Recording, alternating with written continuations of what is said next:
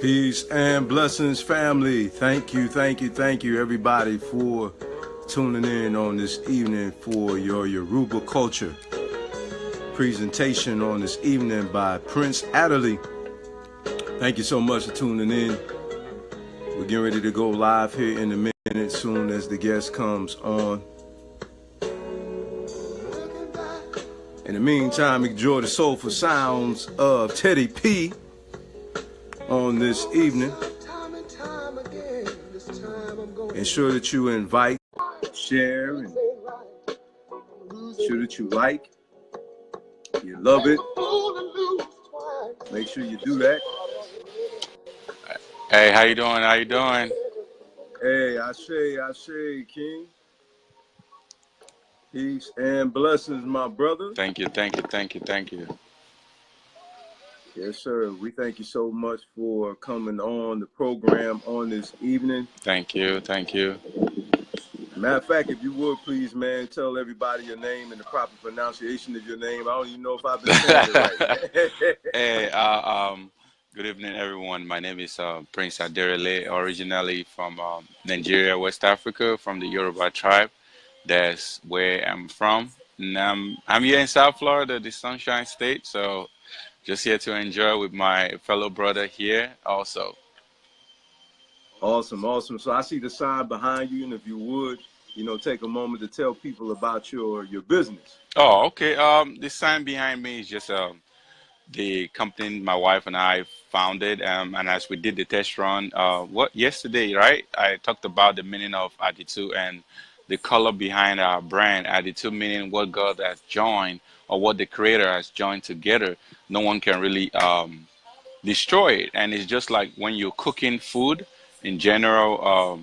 You have to put salt into your food, or if there's not enough salt, people tend to add salt to your food, and then sometimes people get offended with that. So our company is like the salt that you need to your brand to make it more tasty and vibrant to everyday living. So that's the meaning of attitude, and it has a spiritual symbols with the colors that we use, and with our brand, it means something to us. And for fellow people that really ask us, why do you have like, four colors with it? Those colors symbolize something spiritually for us personally and for anyone interacting with us, because we just don't want to have anybody around us who is having that negativity. We are here to bring positivity to daily businesses and to daily persons. So I'm very, I love salt, and we're here to add more salt to your soup and your food. So hey, that's what we're here for.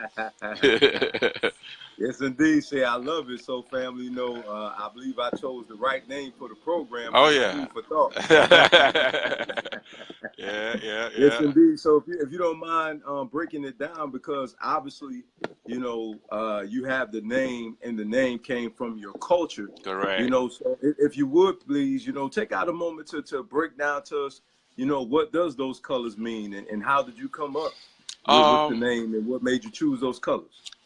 Just growing up for me, most people don't really, many people that have encounter with me just know me as Prince, the photographer, and that's it. I'm a very, I don't really talk about too much of what I do, or my spiritual side of who I am and my culture. So because it's a daily living for me personally, Black History is 365.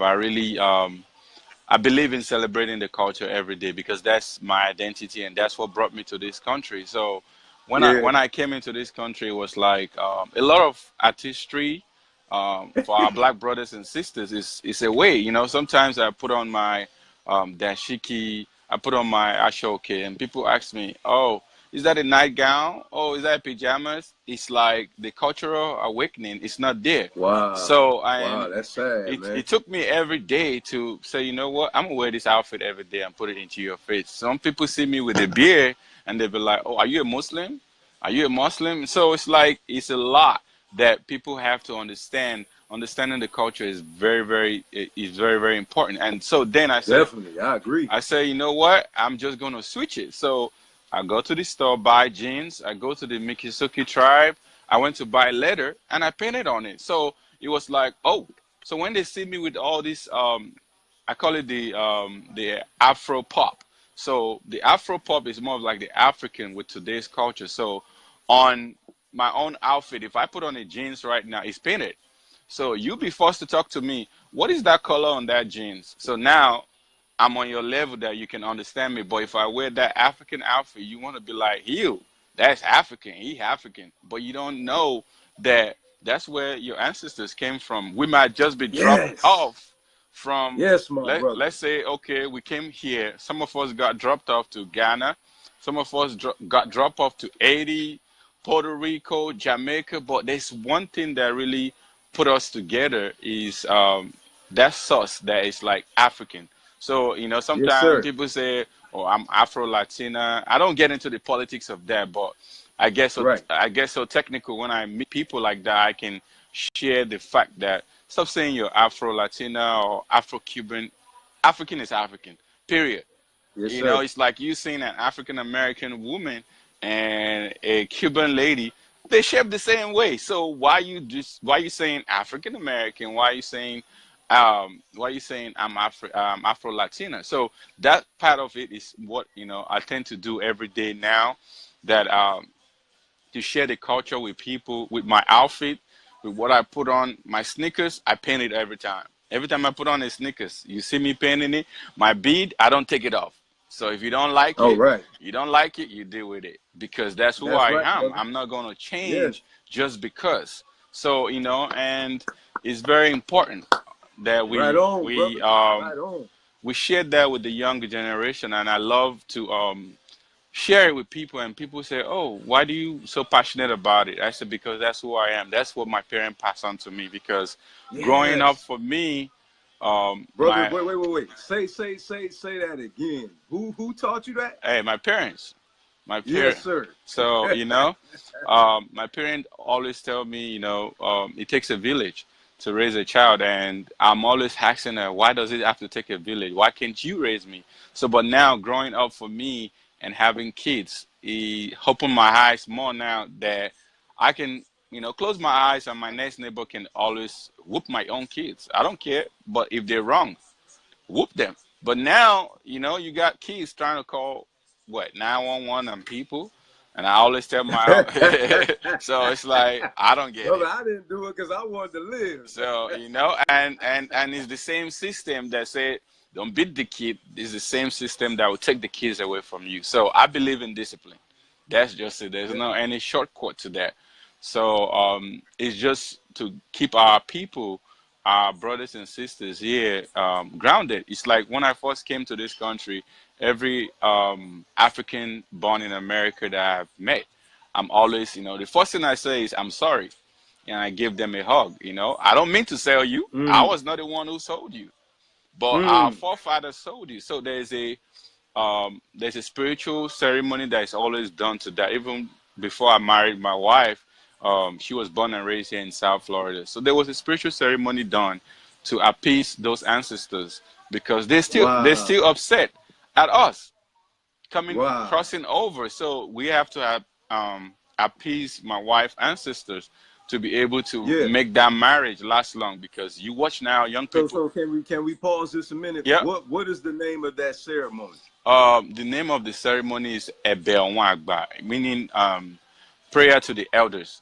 So meaning we gotta Woo! we gotta touch the elders in the family, even if they've passed on. We have to have like a small altar, and we pray in hands of the marriage of their daughter or their granddaughter to say, hey, we having this African brother marry your granddaughter or your daughter.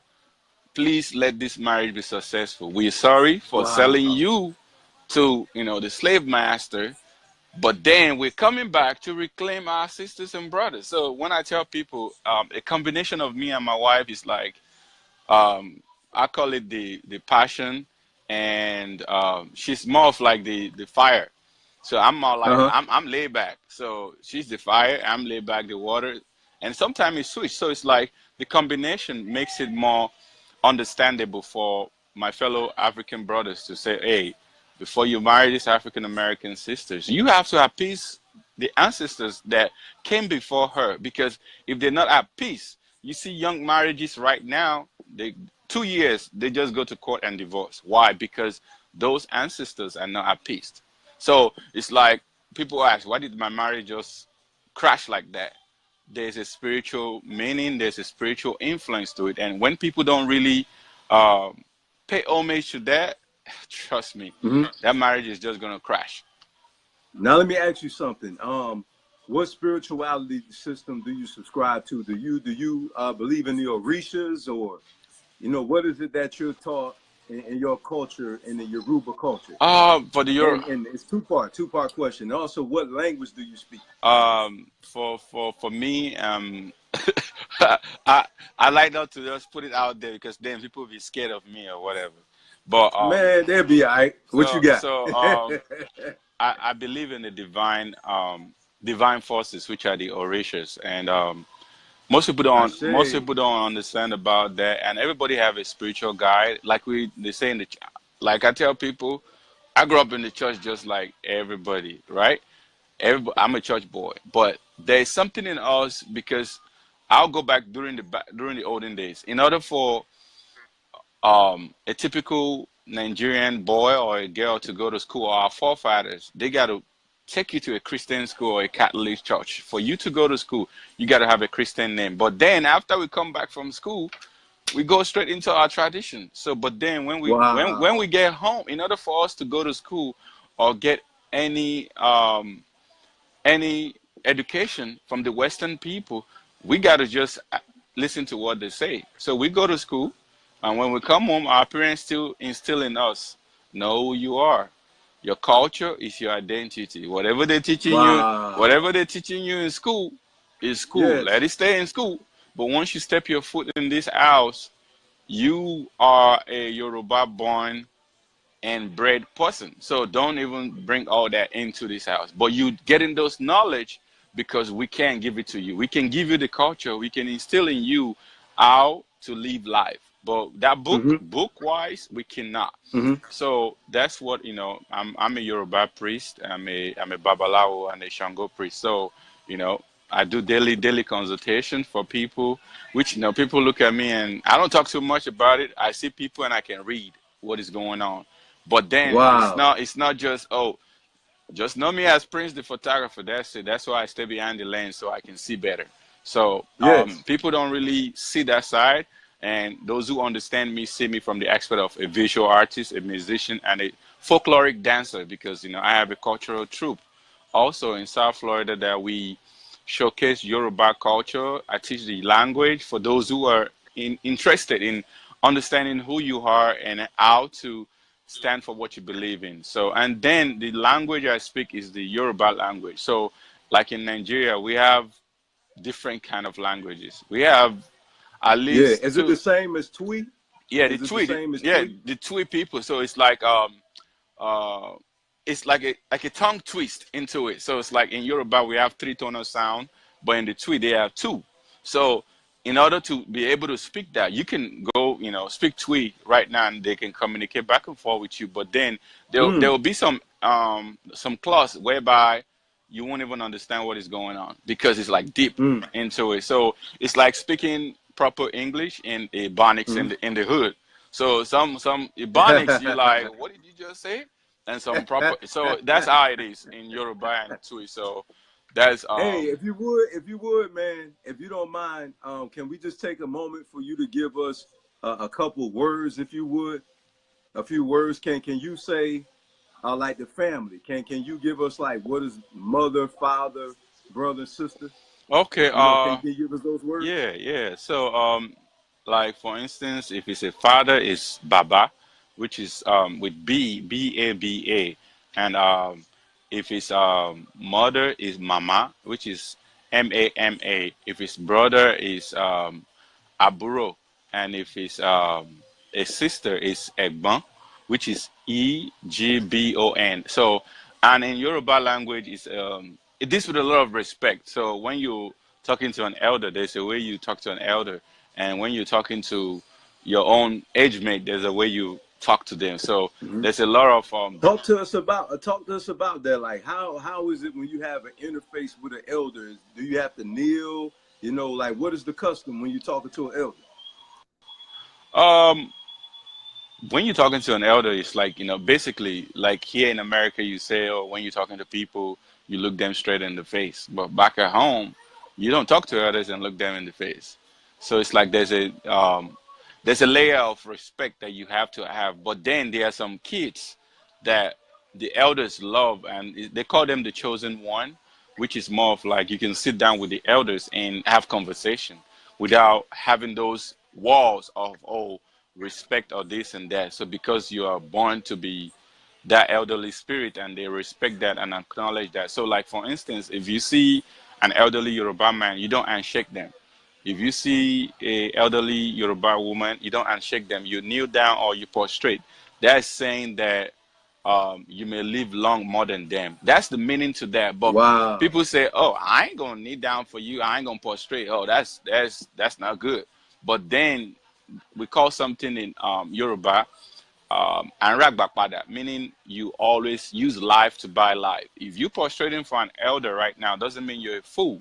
It's to live far long before that age, and after them they're gone, so you can live far long. So it's you praying for yourself to live long. It's like every child that wake up in the morning and say good morning daddy, good morning mommy. You cook for your mom or you cook for your dad, trust me, you will have a child that will cook for you too.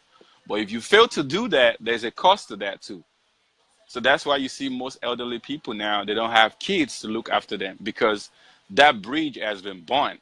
There's no any acknowledgement that the younger ones, or they pass down the tradition to say, hey, this is how you treat your elders. This is the way you respect them. And this is the way you say prayers so that you can live long also and have people to take care of you. Because our elders now, sometimes no one is there to take care of them because they failed to do their job to instill those tradition into the younger ones. So Wow. yeah, Man, that's deep right there. That's very powerful, man. So yeah, so yeah. what prayers would you pray to the ancestor? Can you give us an example? Like, would you? That's if it's okay, because I know it's a spiritual Oh thing. yeah, oh yeah. What prayer would like? What would you say to the ancestor? Most of the time, when you pray to the ancestors, like now, for me, I talk to my parent roughly 3 times a week to 4 times a week because the time difference is different from America to Nigeria. It's like 6 hours different. So every time I wake up in the morning is to say Olodumare Mojuba Mojuba Jekimpe, meaning make me longer than my elders, make me longer than my father and mother, make me wiser in everything I do in life. So it's always like that to pray for your own right betterment, for your own how will I put it? For your own upliftment in life. So because most of the time when kids are growing up, they don't see that aspect of one day you're gonna get old like mommy and daddy. So you gotta pray to live long more than them so that your life can be better. So and that's what I instill in my own kids also. I always teach them to learn how to be self-sufficient and pray every time. It's not to say, oh, believe in this or that. I believe in the greater forces that live and way far beyond me. So, no rudeness to people that go to church or either Muslim or anyone, but I just believe in the greater universe. That's all I believe in. So, and I believe that has been here before Christianity or anything else came. So, I believe in that. Can you see what Sister Lakeisha Muhammad is saying to you? Oh, oh, oh, Check. oh, oh, Yeah, she oh, oh, talking yeah, to yeah, you. yeah, yeah, yeah, yeah. She said Aboru Aboye. So meaning, which is the tonal language for Yoruba priest or priestess. No, a priest to greet you. So those are the tonal language that we use to greet each other. And there are different phases of it, different initiation stages that you go through to show who you are and to show what you believe in and your level in the spirituality.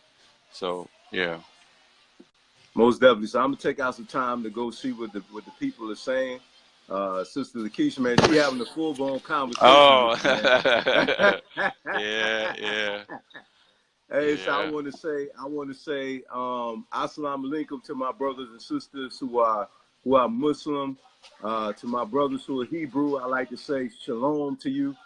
To my Kemetic brothers and sisters, Hotep.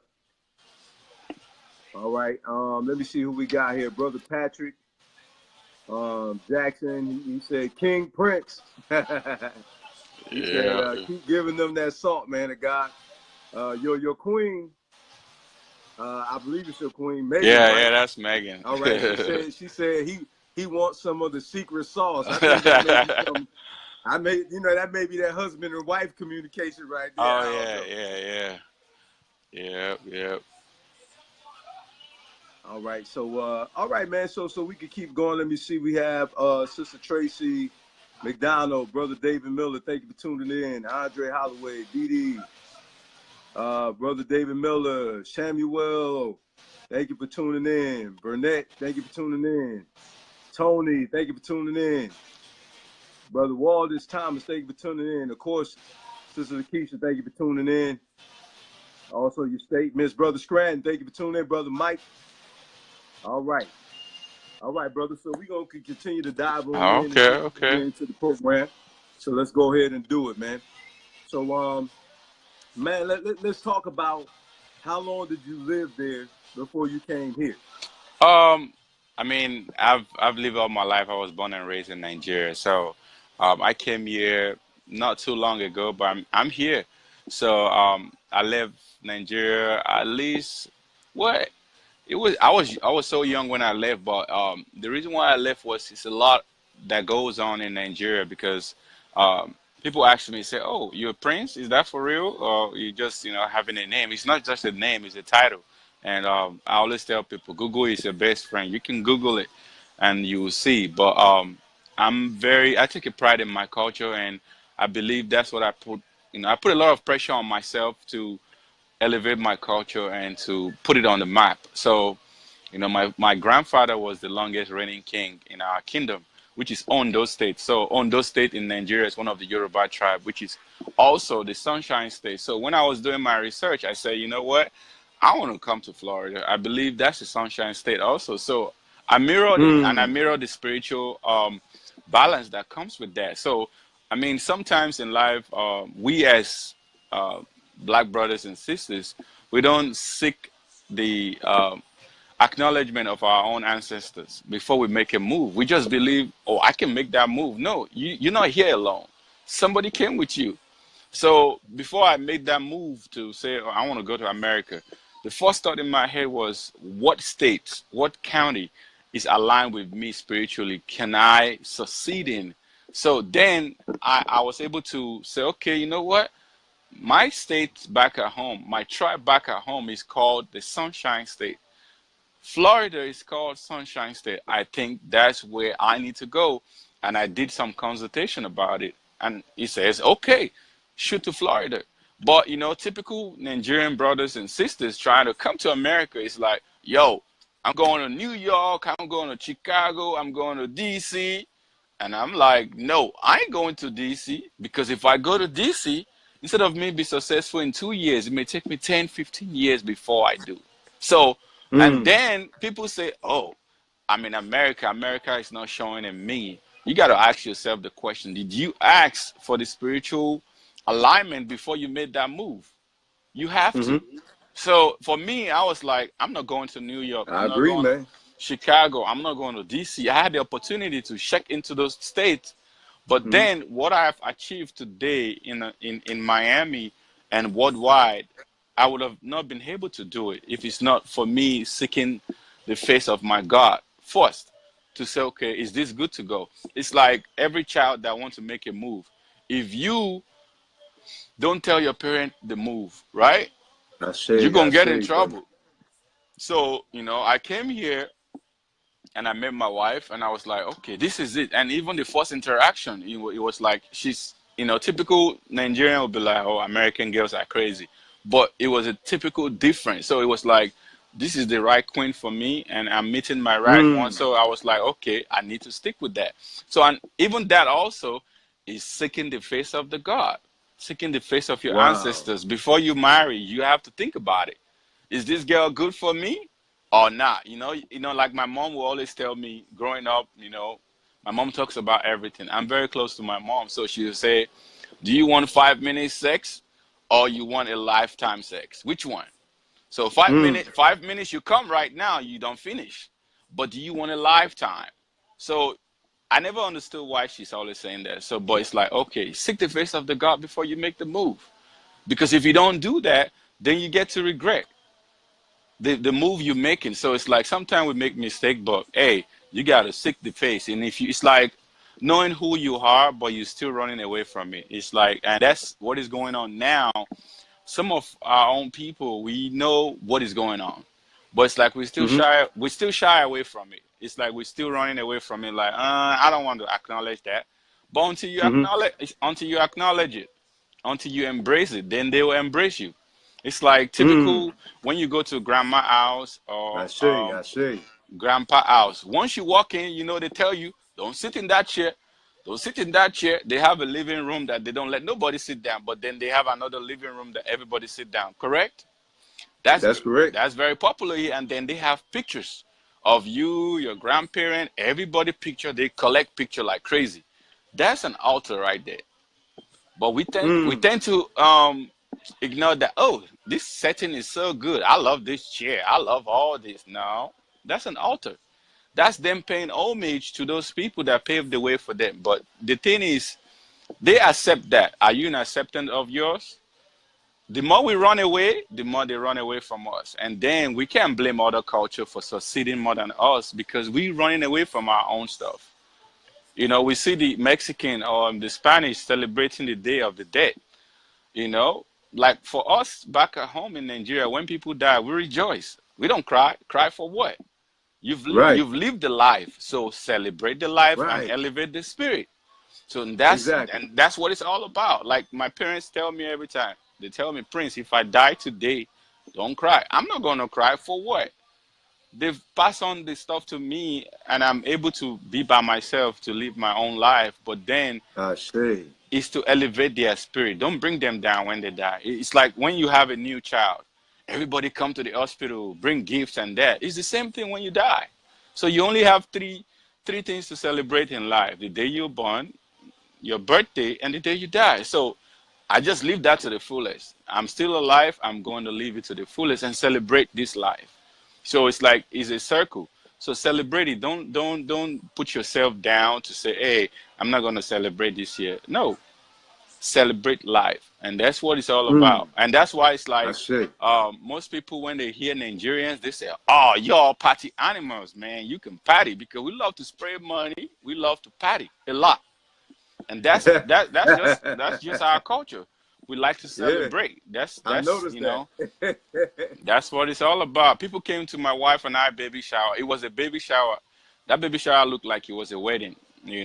And I tell people I appreciate my wife carrying my son because that's another human being carrying another human being.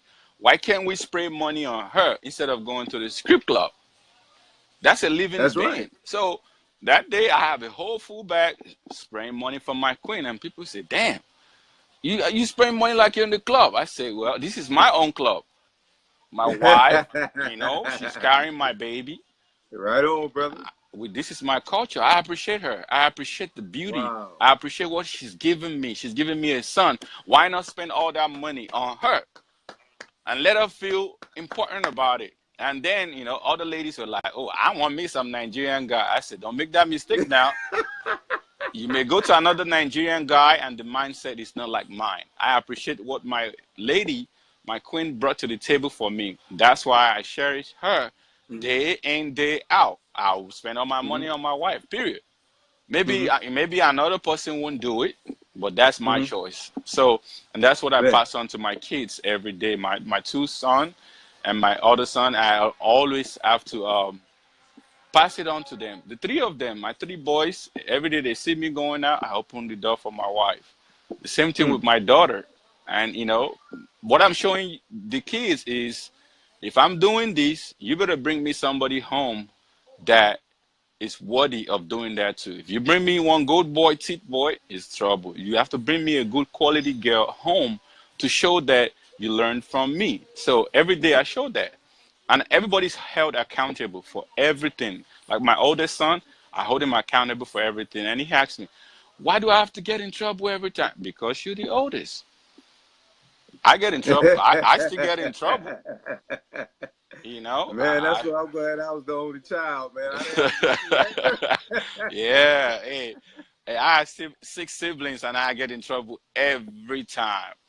Every Hey, time. hey, So, Sister Rochelle said that story you told. She said it was like coming to America, bro. yes, yeah. Yeah, that was what we were watching back at home. It was like, oh, when I first came, it was like, oh, you a prince from coming to America. I said, no, no, my mindset, hey, my mindset is so different from that, man. You know, and it's like that's what made me just want to get out of the country because everything that I need was right there in Nigeria. And I told my parents, I want to get out of this country. I want to go somewhere that nobody knows me. And I just want to start from the scratch because I don't believe in people giving me stuff.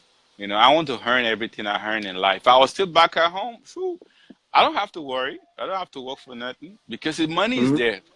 The money is Hmm. there. The land is there to do whatever I want to do. But I believe in why can I have my own kingdom for myself and my Mm. family? So I'm Bro, not. you do sound like coming to America now, bro. So you know, hey, and I walked out on faith, man. My mom was so mad. Yeah, she was mad at me for that. Just leaving the country and leave everything behind. And when people start googling my name, they were like, "Oh, okay. So why do you leave all that wealth back in Nigeria and you're here in Florida?" I said, "Because I don't need it. Because I believe in me going for my own money." And my father always tell me that, "Hey, son, this is my money. Maybe when I die, you get that money, but once I'm alive, I'm still spending this money." He was a big Hey, soldier, yo, man. hey, bye-bye. He sound like me. That's Yeah. what I told my son, brother. He told me that every day, even up till now, even when I send money home, it's like, son, listen, my money is my money.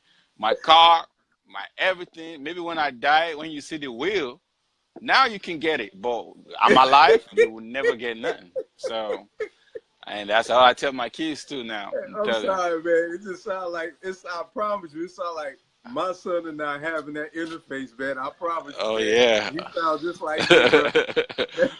Oh yeah, I tell him every day. He tell me even up to today. It's like still tell me that stuff. But I just told him that I'm here. I don't depend on that. I just pray. I'm happy that you guys are happy and you're proud of me now, of what I'm doing and what I've accomplished. Definitely. You know, promoting my culture is really what stand out to Hmm. me. And Well, let's dive into it, man. Let's go back into some question and answers because I do want to ask you, about the difference, correct. right? What is the main difference that you see being born and raised there, and the culture here?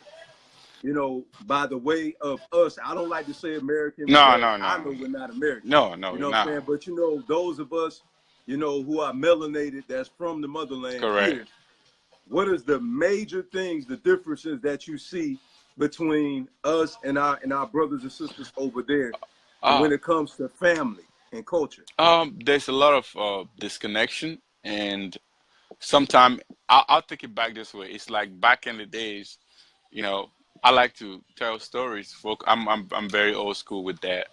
It's like when the Asians and the Asian people first came here. It's like the Jamaicans be on them all the time. Brothers and sisters born and raised here be on Asian. Every time there's Asian Day, they be punching Asian people because if you say you're from 80, they're giving you some beef for your life. Apart from the time that the Zoe Pound crew, everybody started, Asians start fighting back too. So it still goes back to that. There's a disconnection sometime or an acknowledgement to say I accept who I am and I can always Mm, embrace um, my fellow brothers and sisters. That's the only thing is mm. is accepting the fact that I accept me for being African. Like all my kids, every day I tell them, "You're African." I don't want to hear that word African American. I don't use it. If I use it, Yes, sir. Me either. I would say African. Me I'll either. tell you African born in America. Don't tell me African American. Period. So That's right. and my kids, they're proud of it every time they go out. I'm Nigerian. I'm African. Good Period. job. Good Period. job, Dad. And Good job. if our children, you can repeat that to them every time, and they have a watchword when they hope. Like my kids, like parent also need to do better job in educating the kids and giving them something to live for. Like I always, me and my wife have this conversation about once I'm gone, once she's gone, I want my kids to sit back and say, "Daddy and Mommy exposed me to become a world traveler, to be mindful, and to be well educated and high opener." You know, some children live. I live in Pompano. Some children live in Pompano. They've never visited Fort Lauderdale or Miami. And when you say Miami, they're like, "Ooh, they're scared of Miami." And I'm like, no, you don't have to be scared of Miami. You don't have to stick yourself in one box. Mm. But sometimes parents are so caught up in their own world, they Mm. can't take 2 hours during the weekend and say, "Hey, let's go and catch the tri-rail. Let's catch tri-rail going from Fort Lauderdale to Palm Beach, or from Fort Lauderdale to Miami downtown. Let's see what it's like to be in Miami. Let's see what it's Mm. like to be in West Palm Beach." I do. My wife and I do it all the time. We just park the car in this Mm. in the tri-rail station, put the kids on the tri-rail. These kids be having fun of their life, running Mm. inside the tri-rail. And you know, my oldest son asked me, "Daddy, why are we spending money on the tri-rail? Why can't we just take the car?" I said, "Look, sometimes you won't have that car. Are you not going to move around? You gonna have to move around, because when I first came to this country, I had to catch bus. I love that story. I don't lie about that. People be like, oh, they be hiding their own story. No, that's my testimony. I ride bus. I be walking so much, like I'm walking miles in the village. People look at me. "You walking to the store with bicycle, riding bicycle to the store to go and get grocery?" I say, "Yeah, why not?" I say, that doesn't make me look down on myself. It's the lesson and my parents have instilled in me. If you don't have car, you still got to find a way to go there. There's no excuses. Mm. Period. So Yes. parents fail to share that with the kids now. Every small thing, "Ma, come pick me up from school." "Okay, baby." "Ma, come pick me up from the playground." "Okay, baby." "No, if you take your butt to playground, you better catch bus home. I'm not going to jump in my car, come pick you up, because you got to learn the life. Because Yeah. one day I may shut down.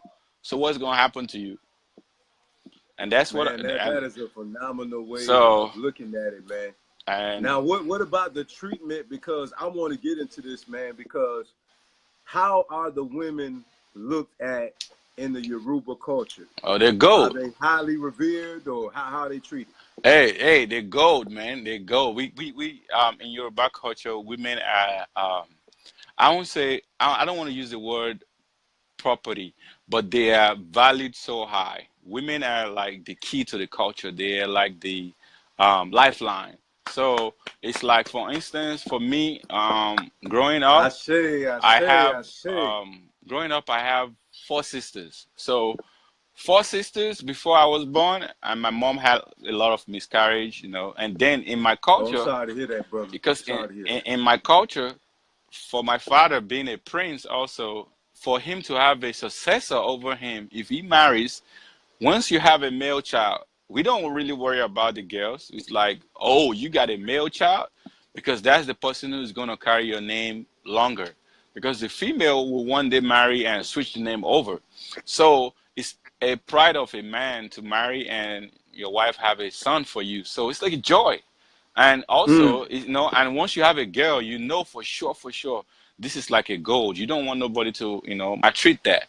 That's like a rose that you take a good time to nurse it and, water it every day. That's why in Yoruba culture, once you want to marry into the culture, we have what is called paying the dowry. You got to pay the parents.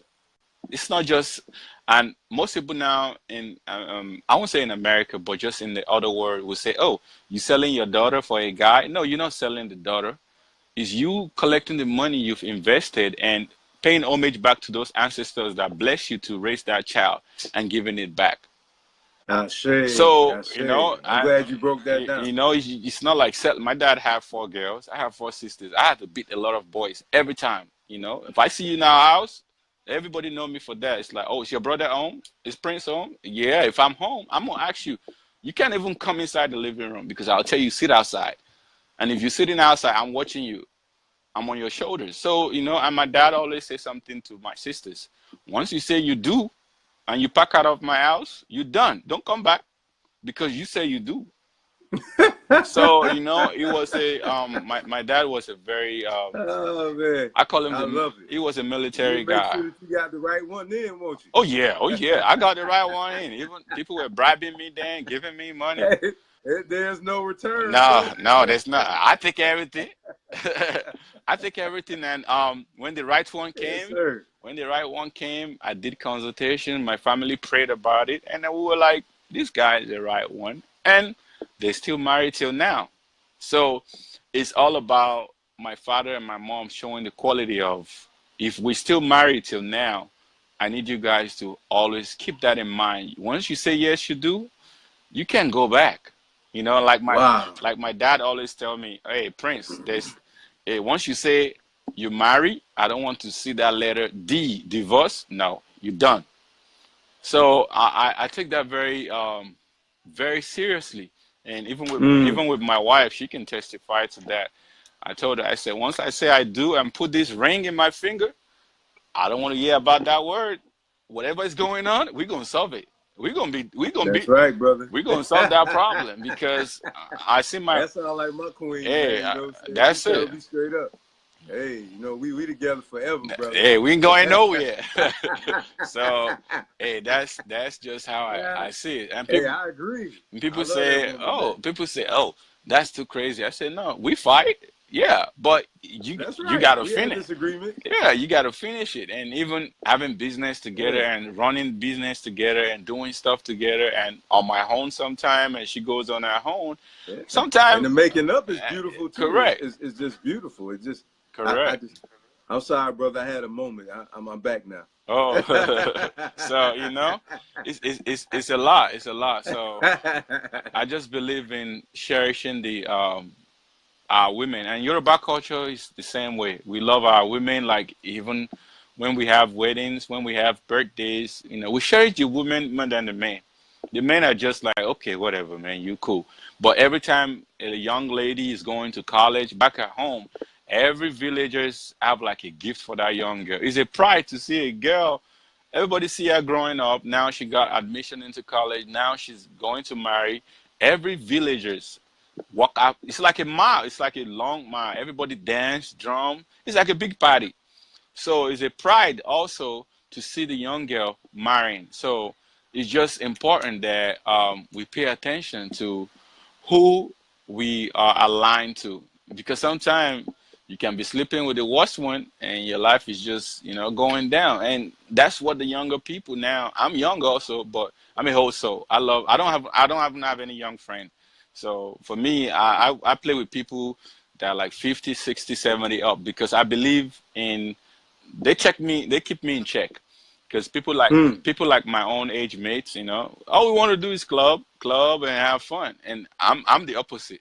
You know, I want wisdom. I want to learn more, and even Mm. that's for me and my wife. You know, we crave for every time, and we stick with Mm-hmm. married couple. Like we have a special event that we always go to every time, which is more of like a young married couple and older married couple, that we sit down Mm-hmm. and talk about our own problem. But then it's like a random, it's like a networking, but at the same time we have older folks there that they've been in marriage for 30, 25 years. It's like, it's crazy that um, we the young ones come in and we have like a random questioning. And sometimes when I see what younger couples are going through, I just pinch my Mm-hmm. wife. I'm like, babe, they're going through trouble with bills. We don't even have no trouble, but hey, I'm grateful. But it's good Yes, that sir. young All couples, praises, yeah, brother. young couples All praises. have somebody to go to and acquire knowledge, instead of Mm-hmm. trying to go to no disrespect to the marriage counselor. Marriage counselor can never solve your problem. So, you know, it's crazy. When you say you're having problem in marriage, you got to go to somebody who is in a marriage and Mm-hmm. understand the importance of keeping the union going, Mm-hmm. not just anyone crazy and trying to solve the problem. You know, it's just important that also, you know, before you say yes, you do, or you align yourself with somebody, you got to seek the face of your own spiritual guide. Follow your own God first, you know, and that's what I tell people, even in our daily businesses that we do with the other two agency. even before we take a client, I pray about it, me and my wife. And if it's not good, I'll tell you straight up, I'm sorry, I can't take this business. Sometimes people think we're crazy. But my thing is, I don't want a client that will give me headache every day. I don't want to babysit. So I rather deal with someone who is spiritually aligned. That Yes, sir. one phone call Yes, they're sir. going. One phone call they're going. Not just somebody who is going to talk to me to forever and still don't do nothing. So because Oh, I feel you, brother. I feel there's you. a lot of them out there that, hey, I want this photo shoot. Okay, I'm at the photo shoot. You don't even give me the sample of what kind of shoot do you want. So you want me to scratch my head to get you an idea?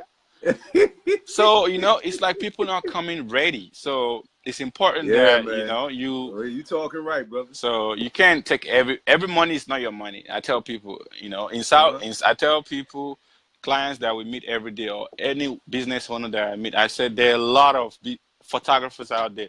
There are a lot of branding companies out there. I work with a lot of photographers and marketing people, and I don't Hmm. even have that. What do you call it? Like people, I'm afraid that you're gonna take my client or I'm gonna take. No, my thing is if I'm aligned to work with you, I'm going to work with you. If Wow. I'm not aligned to, leave me alone. I'm gonna be on my lane. So it's like I stay in my lane and you stay in your lane. So, All right. but sometime, If you don't mind me asking, man, I got to get to the question and answer session because I want to get back to the cultural part, yeah. if you would. So let's deal with the foods. Like what type of foods do you eat? Like, is meat a part of your diet Um, with the Yoruba tribe? Because you hear a lot of people say Africans don't eat meat. no, no, no, no. Hey, when we say meat, like we eat meat, but we eat like how will I break it down? Like for instance, growing up for me, we have live animals in the yard, and Right. And like what type of animal? Was it like goat? Was it sheep? we got goat in the yard, we got sheep All right. in the yard. We have the pond for the fish, growing fish. We have chickens, we have roosters all around, in the yard. So, and we have like a small yard that we plant. But Not no cow. But no no, cows. no, no, no, no, no, no, no cow, no cows at all, at all. So the goat is like the And real. no pigs. No, no, no, no.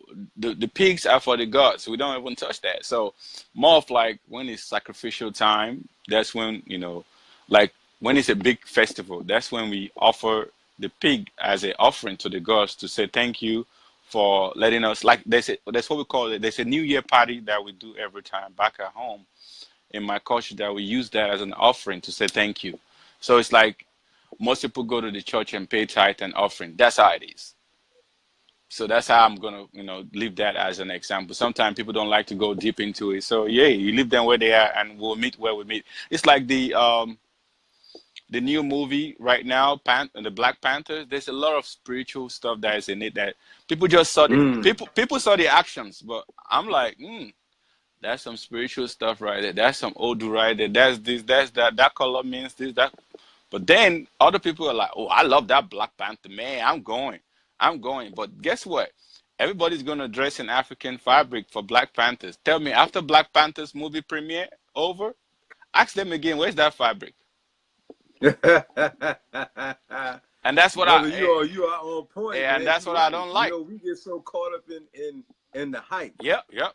Just like Black History Month. You know what I'm saying? It's like you restrict your culture just to that I'm emotional moment. correct. You don't have the heartbeat of your spirituality, man. So Correct. so I want to get back to the food, and then we're going to go back, if you would. We're going to revisit the spirituality. Let's talk about just a couple dishes, and then jump right back into your spirituality piece, if you Um, would. the food in general is just we cook. Like for instance, back at home, if we want to cook, I just go into the yard. If I like that goat, I'm gonna pick that goat up, get my knife, Mhm. kill it. But what's the name of the dish that you make with the goat? I Um, mean, do you have a with, particular yeah, name, with the goat, like poo poo, or what you cooking? with the name of the goat, we can make what we call asun, which is like we put the meat on a stick or a iron, and we grill it with a spicy pepper, natural leaves on it, and everything. And then we make pounded yam with yam, and we pound it, and we make some soup with it. And that's like typical traditional food that we just eat at home. But everything that we eat is right from the hurt. It's not anything processed. You know, Mm. the goat is alive, but then we have to what consume that for our own good. It's not like somebody injecting the goat or injecting the chicken. So that's why it's like we tend to live more longer than just eating processed food. And it's the same mentality when I came here. I like to just, eat natural food that makes me, um, I want to look good every time. I want to be able to run around with my kids, not just, sitting down there, 300 pounds, 400 pounds, and I can't move around. No, I want to be Mm. able to live long than that. My, Mm-hmm. my mom right now, she's 70. If you see my mom, she's like 40-year old. And people ask her, what do you use? She said, it's what you eat. You are what you eat. That's it. That's how I can say it. Mm. So I say. if you eat good, you're gonna look good. If you eat bad, all on you Mm-hmm. too. So I tend to remind myself I want to live long for me and my kids. So I want to So be. let me ask you this then: Do our people, where you grew up at, do they live longer than here? Oh yeah, oh yeah, oh yeah. Way longer than the ones here. Way longer than the ones here. I ain't gonna lie about that. Way And do you long. believe that a part of it too is their spiritual diet inclusive with their natural diet? Correct, Would you correct, agree to that? correct. I agree to that. I 100% agree to that. I mean, I say. like some instance, like the people in South Carolina, North Carolina, the Galagichi culture, people around from that area, deep Georgia, some of them live longer because it's like a village over there, and they tend to respect their hurt and pay homage to what they eat all around. So it's like they live longer also. Mm-hmm. I visited a lady here a long time ago in Charleston, South Carolina, and she was like 105. And I asked her, she's still going to farm every day, and she took me to the slave farm, showed me stuff, and I was like, Wow. what do you do every day? She said, when I wake up every morning, I go to the beach and pray to the gods and just sit down and meditate and say Wow. and be thankful. Sometimes we as our own people here, we just wake up in the morning, shower, brush your teeth, breakfast. I gotta clock in. I gotta clock in. You have to take time to be thankful. That's it.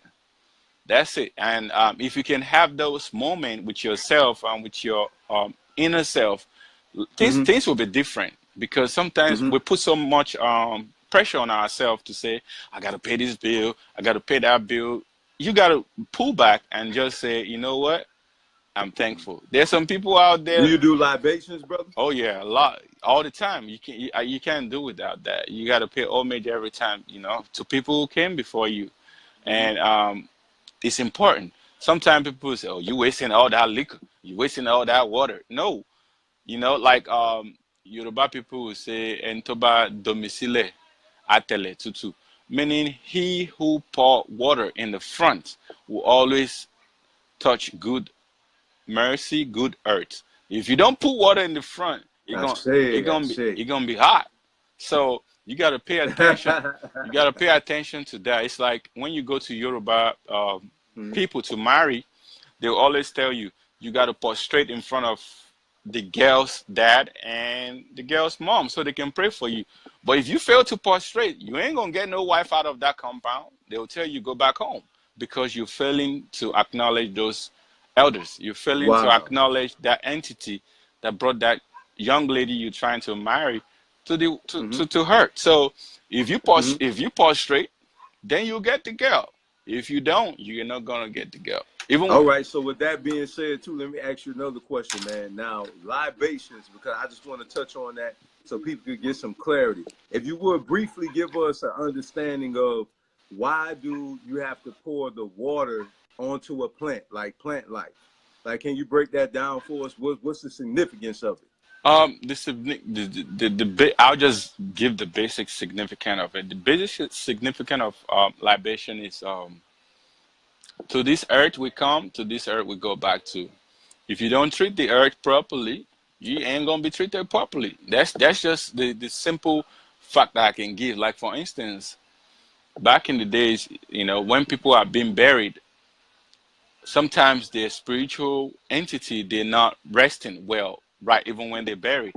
But then if you pay homage every time, you're gonna rest well when you pass on. So, but then people, it's like that's the kind of people that once they pass on,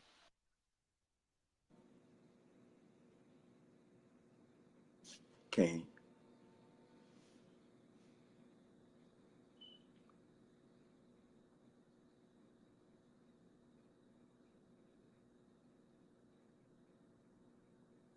All right, brothers and sisters, we're gonna see whether or not it'll clear up, and if not, then we'll do a part 2. All right, I'll just come right back on, so he could come back on, and then I'm gonna go off and come back on. All right. So I'm going to give him a minute and see if he's going to try to come back on to the video. And for those you still interested, again, we're going to do a part 2 like right now. Just going to wait and see what's going to happen.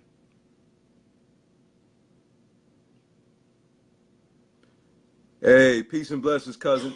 Javante Walden, my cousin, Mississippi. Love you, family. Lachey Money, thank you for tuning in. Tia Ferguson, thank you for tuning in. Sister Bev, thank you for tuning in. Brother Robert, thank you for tuning in. Cousin Kenneth, thank you for tuning in. Mary, thank you for tuning in. Sugar Bear, thank you for tuning in. Sister Rochelle, thank you for keeping it live, keeping us live and tuning in. Brother Sean, thank you for tuning in. Connie Moss, thank you for tuning in. My brother from another mother, my fellow Virgo, Robert Major, thank you for tuning in. Diane Muhammad, thank you for tuning in. All right, Sister Lakeisha, thank you for your feedback, sis. And we're not done. We're not done. I'm going to get ready to finish this up. I'm going to wait to see if my brother's going to come back on.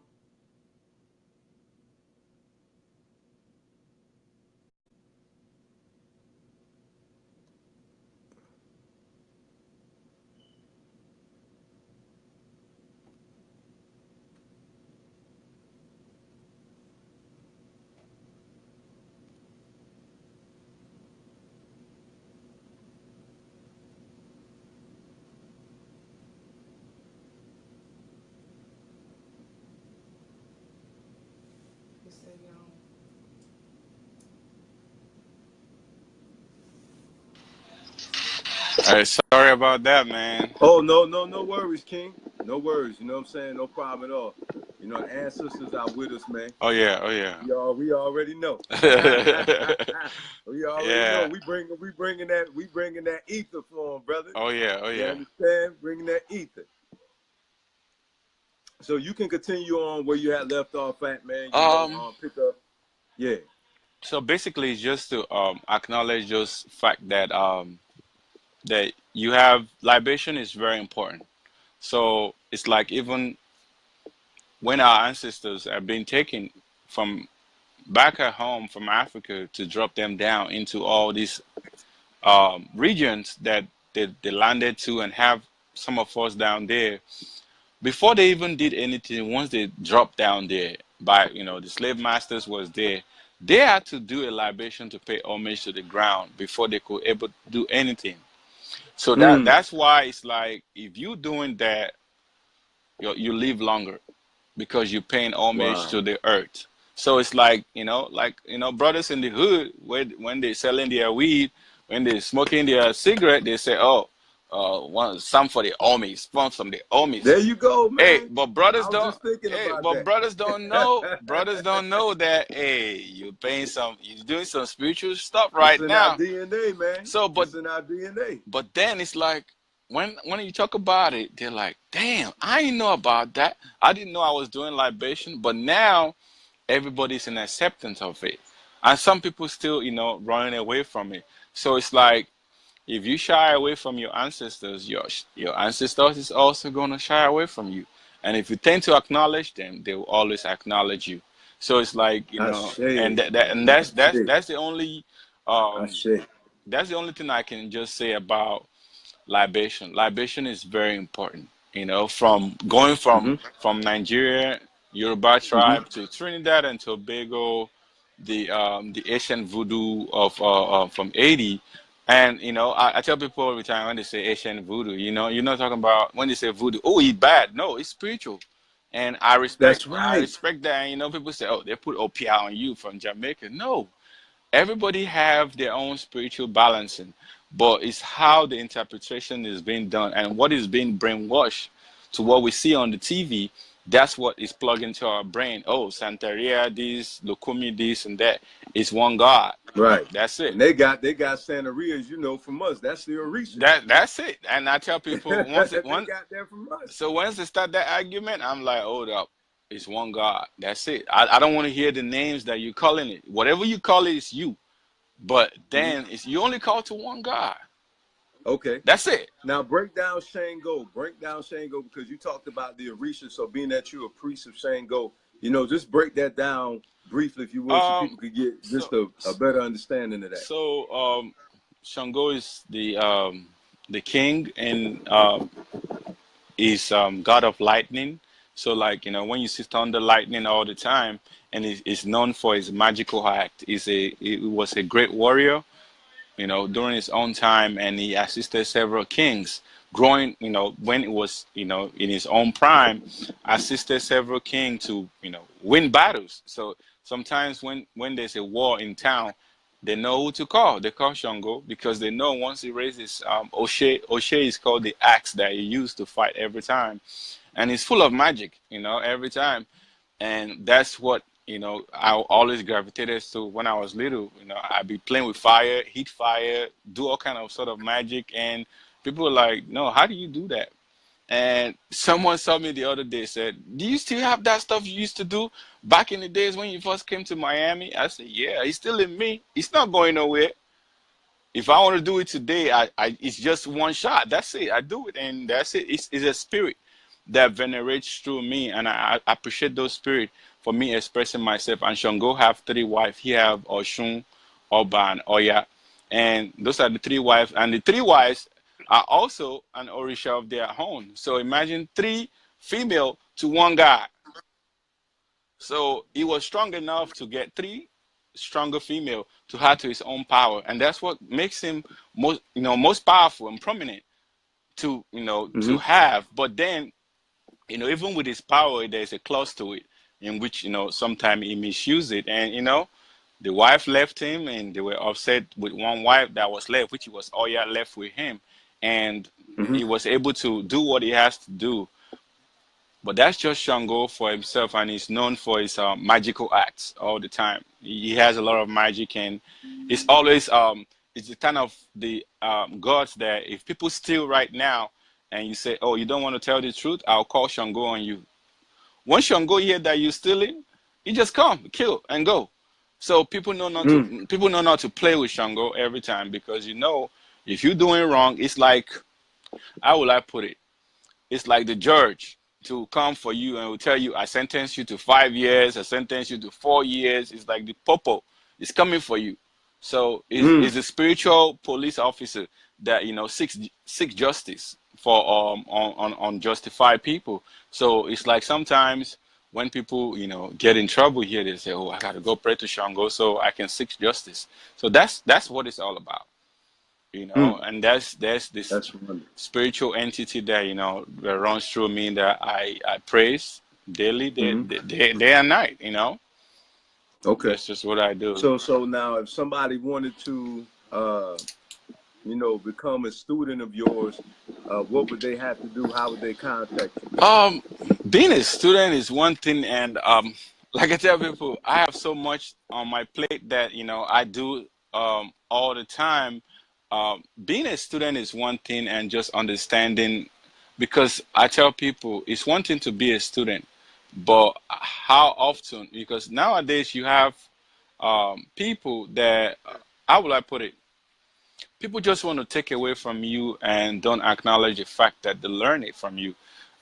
I believe in before I take any student, I'm always asking them, do you just want these for the popularity, or do you want these to live it through you?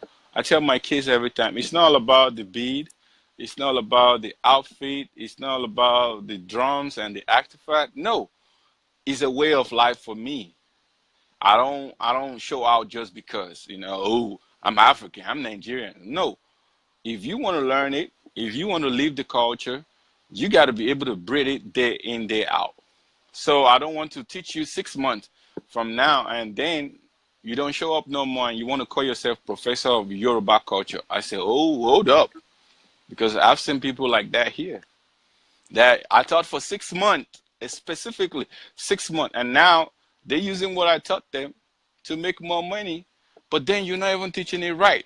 So that's like someone who's not, you don't get the full education, but then you still want to call yourself, I'm an MBA or a PhD. So PhD, Wow. so PhD of what? So, sometimes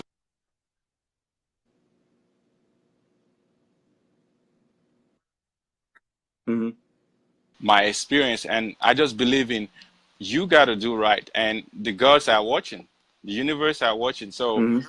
I tell people, before you say you want to become a student, I'm a student forever, regardless of the Hmm. knowledge I've acquired all my life.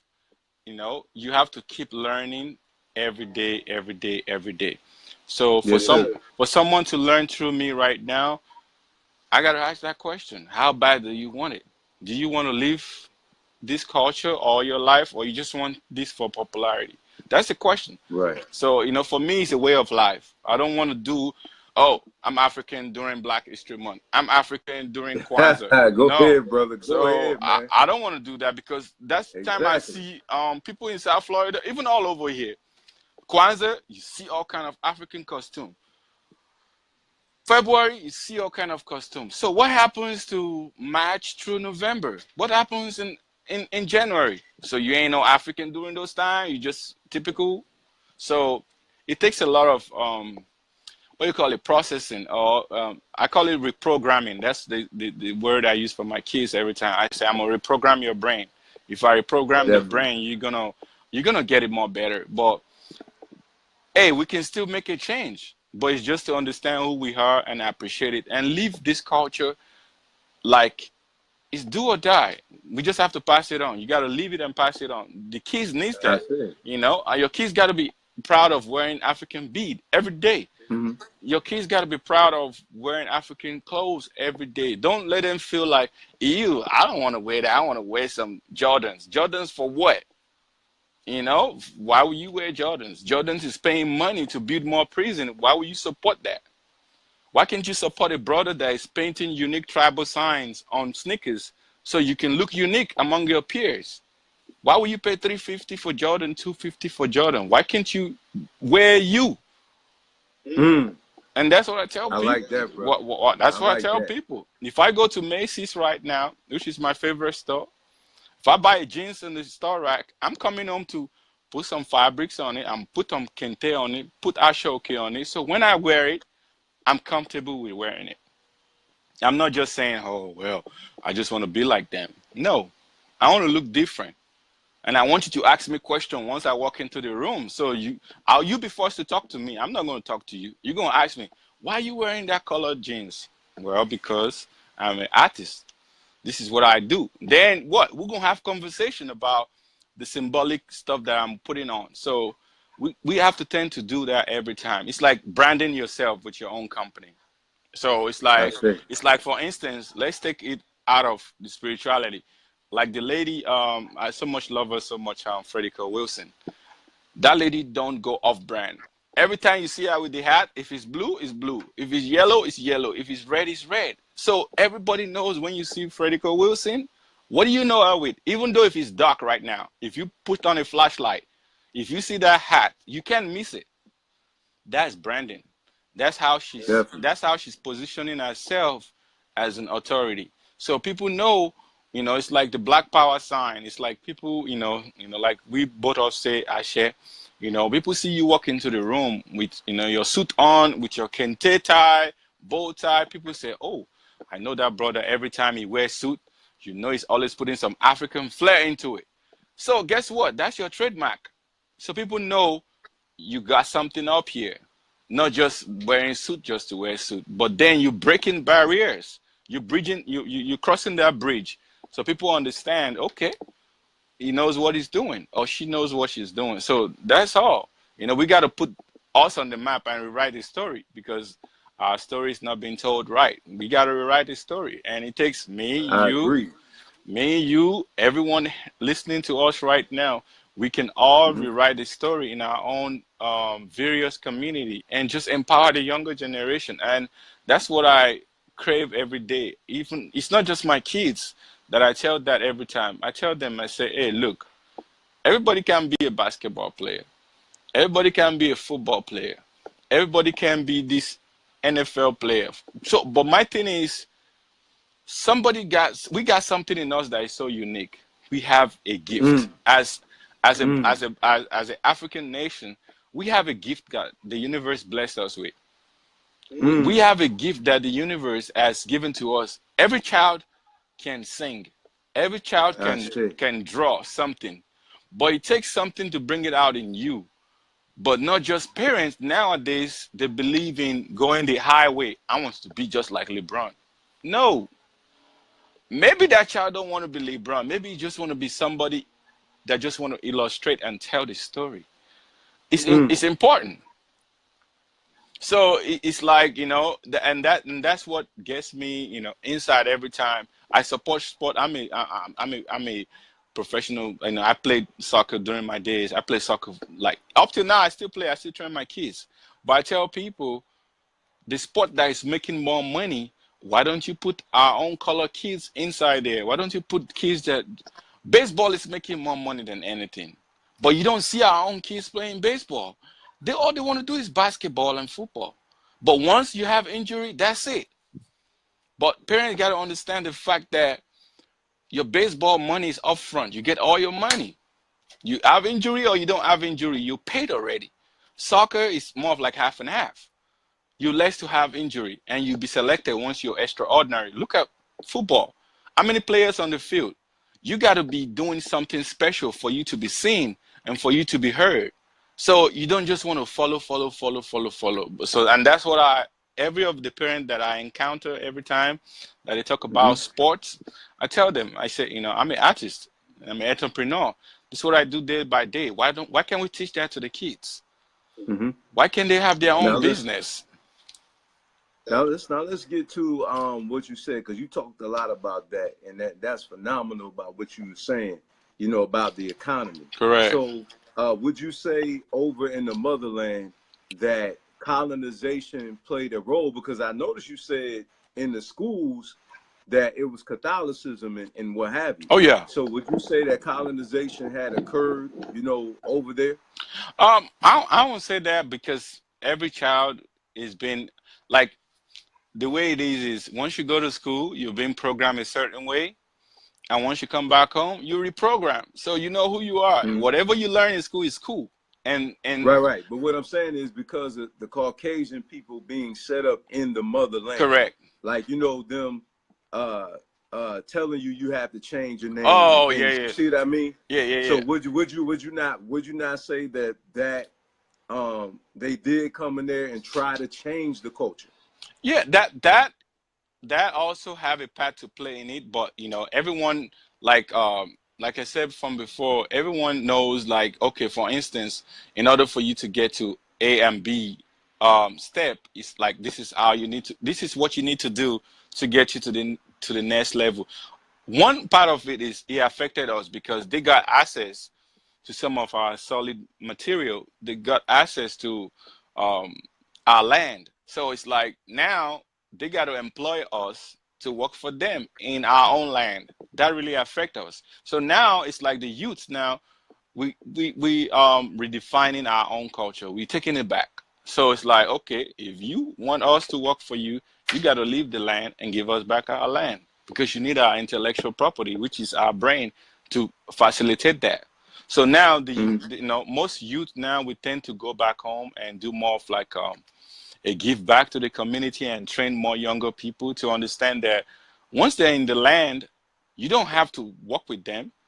You can have your own business. Because even growing up, for me, once I come back from school, I had to also go back on the street and sell stuff.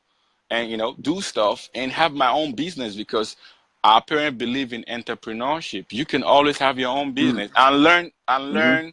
My mom always call it this. She never went to school, but she's very smart. My mom says your line in your fingers, on your palm hand, will never lie to you. Once you learn how to trace that spiritually and follow it, you're gonna be successful. So I Mm. never understood why she said that, but then after some time in life with my spiritual training, I understand that you got to learn how to do something with his hand. Everything is not just book, book, book, book, book. You got to learn trade. Mm-hmm. So for me, growing up, I was like, okay, I want to love painting, I love drawing, I love photography, I love playing sports. I love dancing. I love singing. I love folkloric stuff. I love designing the house. I love painting. So it was like, okay, you love all this? Okay, do it. I love designing clothes.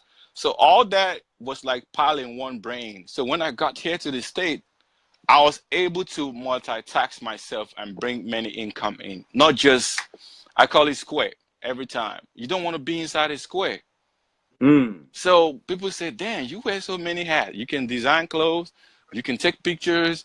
Oh, you paint your own house? Yeah, because I want to live my own kingdom. Like, in my Mm-hmm. own kids' room, like my daughter's room, I painted a nice princess in the room and tell the story of our own culture in the room. So every time when she wake up, she feels like, yeah, I'm a queen. Yes, I'm proud to be black. So it tells a story, it's like reinforcing that fact that who you are. So Yes, sir. if you go to school and come back home, you're still coming back to that room. So look at the four walls in the room. You're a proud African, and you will succeed, and you are beautiful. That's I it. say. And that's Yes, it. indeed. And All right, man. So we appreciate it, man. You know what I'm saying? That was a powerful, statement that you made. You shared a lot of pliable information. You know what I'm saying? Definitely, that will help people to, learn how to uh, embrace their culture. You correct, know what I'm correct. saying? To research their culture, and to, live their culture, and not to just do it, at a certain point in time in the year. Hey, You yeah, know oh what I'm yeah, saying? oh yeah. So you made some very powerful statements. However, we've been on for an extensive period of time. Correct. So, with that being said, I would like for you to give the people your information, how they could contact you, and for there we'll close it out. Okay, thank you very much, King, for inviting me on tonight, and thank you to all the listeners for tuning in. And Welcome. to know more about me and what I do, you can check me out on Facebook. Check our company page out, www.theattitudeagency.com, or follow me on Instagram to see more of what I do, and culturally, because I tend to not mix the culture with the business aspect. Sometimes people, I don't want to misinform you. So I am Prince Aderele on Instagram, and then Prince Aderele for the cultural people that really,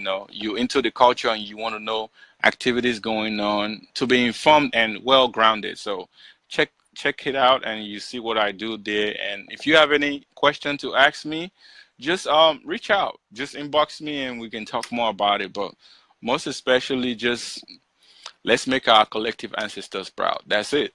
I'm doing my path, you do your path, and we all gonna make them proud. So that's it.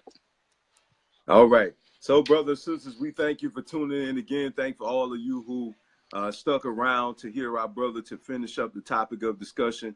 From my queen and I, we thank you so much for supporting Thank you. Tribal Unity Thank Organization. you. Thank you. This is Thank you. Tribal Unity Organization presentation. You're welcome, man. Peace and blessing be unto you and your king and our family. Meet us back here on tomorrow night.